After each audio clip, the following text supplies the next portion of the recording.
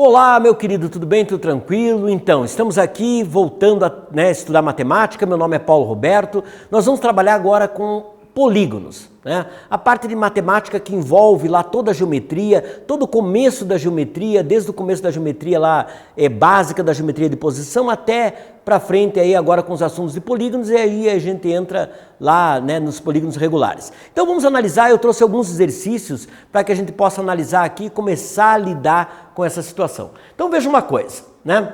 Eu tenho aqui uma linha poligonal, né? É uma linha poligonal porque eu tenho segmentos de retas que vão sucessivamente criando essa linha poligonal. Mas eu tenho que cuidar porque tem um detalhe.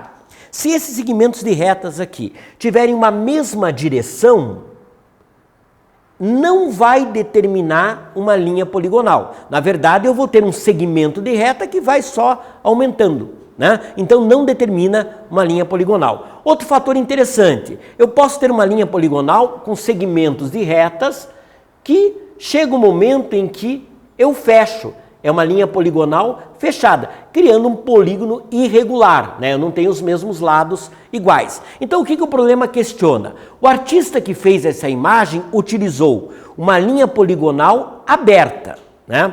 Não é uma linha poligonal fechada.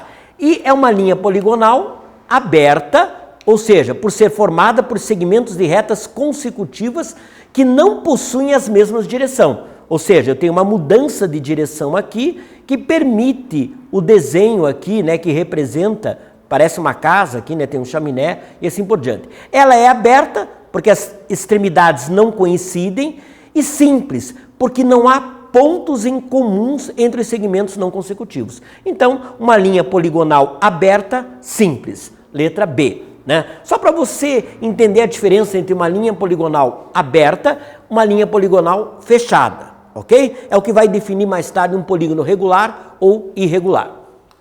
Agora, observe aqui, né, uma outra imagem, né? Essa imagem foi criada através de uma logomarca. Aí, o contorno da logomarca é... Então, preste atenção. Se eu começar por aqui, eu tenho 1, 2, 3, 4, 5, 6, 7, 8. Hexágono? Não. 6. Heptágono? Não. 7. Octógono? Sim. 8 lados, octógono. Então, isso representa uma linha poligonal fechada, né? Trata-se de uma linha poligonal fechada e a logomarca é um octógono. Né? Eu cheguei aqui, eu contei, eu tenho 1, 2, 3, 4, 5, 6, 7, 8 lados ali. Então, octógono, 8 lados, octógono. E agora olha que interessante, né? String art é um artesanato no qual são utilizados um tabuleiro, pregos e um fio comprido o suficiente para formar padrões geométricos, né? Eu tenho aqui 1, 2, 3, 4, 5, 6 lados. Na verdade, futuramente nós vamos ver, dependendo naturalmente da regularidade desses lados, né? Então eu teria que ter os 6 lados iguais, e o desenho, né, não parece muito que os 6 lados são iguais, mas se isso acontecer seria um hexágono, né? Eu já teria um polígono regular ali, que seria um hexágono. Aí ele pergunta o seguinte: quantas diagonais diferentes ela poderá determinar no tabuleiro? Lembre-se o seguinte, uma diagonal ela vai ligar um vértice a outro não consecutivo. Porque, na verdade, se eu ligar 2 vértices consecutivos, eu vou estar determinando um lado e não uma diagonal. Então, lembre o seguinte, nós temos uma fórmula para calcular isso, né? Ou seja, nós calculamos aqui a quantidade de diagonais em função do número de lados, né? Então, por exemplo, eu tenho aqui uma quantidade de diagonais em função do número de lados. Agora, olha que interessante, eu vou te propor um raciocínio aqui para a gente trabalhar com a situação.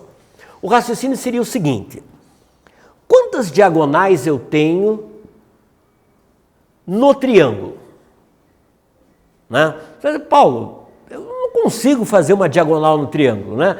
Porque mesmo que eu use aqui, eu não tenho vértice não consecutivo. Na verdade, se eu considerar o vértice 1, o vértice 2 e o vértice 3, o vértice 1, tanto o vértice 3 como o vértice 2 são consecutivos. O vértice 2, tanto 3 como 1, também são consecutivos. Ou seja, o triângulo onde eu tenho 3 lados, eu não tenho diagonais. Agora, olha que uma matemática interessante. Se eu colocar o 3 aqui, eu fico 3 menos 3, 0. Aí, 3 vezes 0, também 0. 0 divididos por 2, 0. Ou seja, eu não teria nenhuma diagonal. Outra coisa interessante. Eu tenho aqui 4 lados, né? N igual a 4. Então imagine que é um quadrado, né? Poderia ser um retângulo, um quadrilátero, mas é um quadrado aí que é um quadrilátero regular, né? Eu tenho ali um quadrado. Agora, o quadrado ele tem quantas diagonais? Veja, se eu unir aqui vértice 1, vértice 2, vértice 3 e vértice 4, né? Então eu teria aqui uma diagonal ligando o 1 a 3 e outra diagonal ligando o 2 ao 4. Então se eu colocar o 4 aqui, ficaria 4 menos 3, 1, 4 vezes 1, 4, e 4 divididos por 2, 2. Então essa fórmula serve para calcular o número de diagonais em função do número de lados. No nosso caso aqui, como eu tenho 6 lados aqui, eu coloco lá 6 menos 3 dá 3.